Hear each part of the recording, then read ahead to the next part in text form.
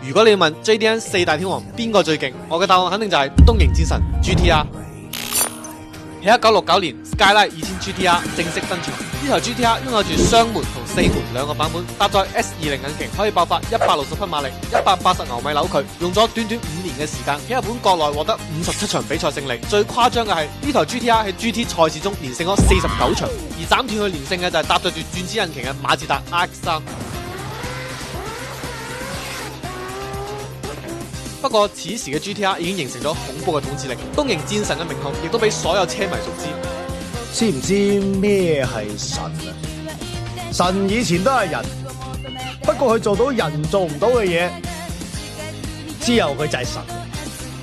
過後喺1971年推出咗第二代嘅 GTR， 取消咗4門嘅版本，車型更加具有運動感同肌肉感。車尾燈亦都開始使用咗 GTR 代表性嘅4環設計。不過因為車重嘅增加，而引擎仲係沿用咗上一代嘅 S20， 動力單元幾乎冇變，馬力嘅重量比並不理想，讓佢喺賽道上失去優勢。再加上生不逢時，石油危機嘅到嚟，讓所有性能車需求下降，最終呢一代 GTR 只生產咗唔到200台就停產啦，亦都讓 GTR 開始咗長達10幾年嘅巡店，準備迎接佢嘅下一段傳奇。